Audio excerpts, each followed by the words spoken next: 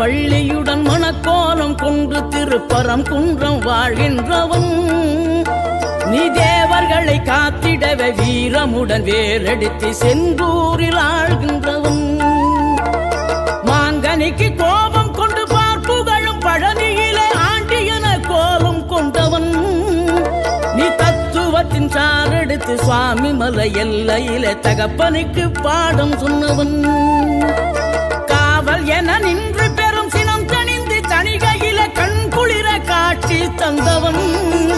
நீ பாங்குடனே கருள் தரவே பழம் முதிரும் சோலையில பரஞ்சோதியாய் நின்றவன் பரஞ்சோதியாய்